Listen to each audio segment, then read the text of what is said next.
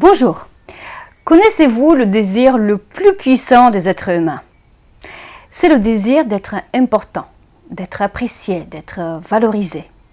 C'est pour cette raison que le chemin vers le cœur d'un homme ou d'une femme, c'est de lui parler de ce que lui est le plus cher, de sa passion, de ses goûts.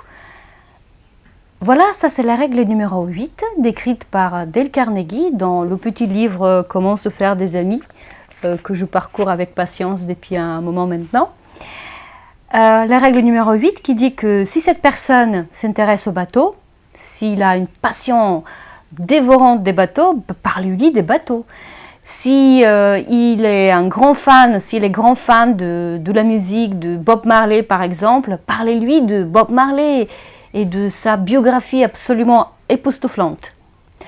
Je m'appelle Anna Gordon et ma mission dans la vie, c'est d'aider les personnes qui traversent des moments difficiles, comme ça peut être le chômage, je peux les aider à retrouver un travail, comme ça peut être le divorce, je peux les aider à s'en sortir, à retrouver confiance en soi et avoir de bonnes relations avec les autres. Voilà, donc cette règle numéro 8 est essentielle pour avoir des bonnes relations justement et pour être aimé. Imaginez la situation suivante. Vous rencontrez quelqu'un qui vous parle de votre passion. Vous êtes passionné de littérature, de François Sagan par exemple. Et il est capable avec beaucoup d'intérêt sincère et de l'attention de s'entretenir avec vous de votre passion, de la littérature, de François Sagan en l'occurrence. Qu'est-ce que vous allez penser après de cette personne? Je parie qu'elle va être à vos yeux quelqu'un d'agréable, de sympa, elle va vous plaire, non?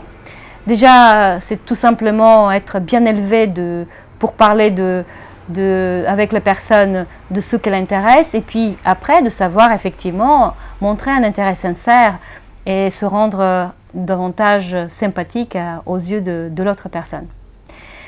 Ça, c'est quelque chose que les gens qui se sont rendus populaires savaient très très bien maîtriser et c'est quelque chose qui est essentiel dans le cadre professionnel notamment.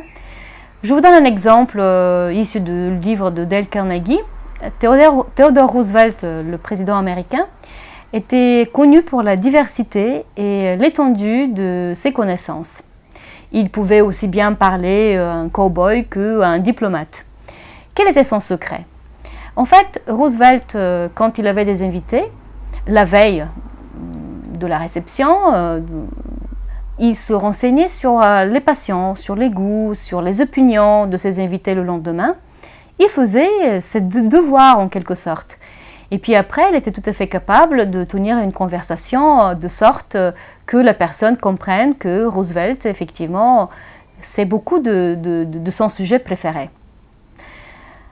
Et moi, je pense que si nous, dans notre vie de tous les jours, personnelle ou professionnelle, nous appliquons cette règle, qui est toute simple d'ailleurs, nous pouvons avoir beaucoup plus de succès, beaucoup plus d'amis, nous pouvons être plus aimés aussi, je présume, si on est capable de se montrer de façon sincère et avec beaucoup d'attention par rapport aux autres personnes. Par exemple, vous avez un rendez-vous avec quelqu'un et vous voulez lui demander quelque chose.